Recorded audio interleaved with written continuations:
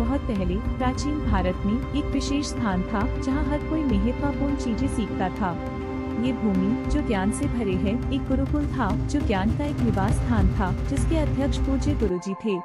वह एक बड़े विशेष पेड़ के नीचे बैठते थे और बच्चों को सभी प्रकार की अद्भुत चीजें सिखाते थे।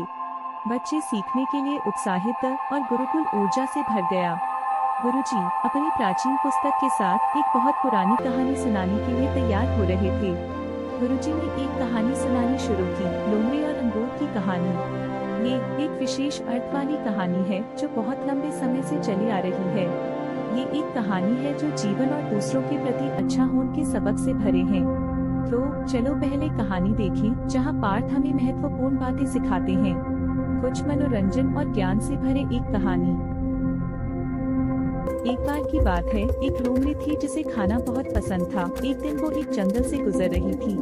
उससे बहुत भूख लग रही थी और वह खाने के लिए कुछ ढूंढ रही थी। बहुत ढूंढने के बाद अचानक उसने अंगूर के लताओं से लटके एक लंबे पेड़ को देखा। वह अंगूर दिखने में बहुत रसीले थे और बहुत ऊंचे में लटक रहे थे। लोमड़ी कूद कर अंगूर तक पहुंचने की कोशिश करने लगी, लेकिन वह बहुत ऊंचे थे। उसने कुछ और कोशिश किया और ऊंचा कूदना शुरू किया।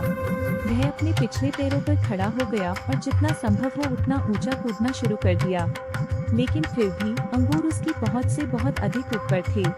वहां तक जब वह नहीं पहुंच पाया तो उसने अपने आप को दिलासा देकर कहा कि ये अंगूर मीठे नहीं है, खट्टे ही होंगे। बेहतर होगा कि मैं कुछ और खा लूं। और ये बोलकर लोमड़ी वहां से चली गई। उससे कभी भी अंगूरों का स्वाद लेने के लिए नहीं मिला। इस कहानी से ये सीख मिलता है कि जो काम नहीं करते हैं वो कोई ना कोई बहाना बनाते हैं और उस काम को अनदेखा कर देते हैं। गुरुजी छात्रों को ज्ञान देते हैं कि हमें हमारी कमियों को नजरअंदाज नहीं करना चाहिए, स्वयं से ईमानदार रहना चाहिए।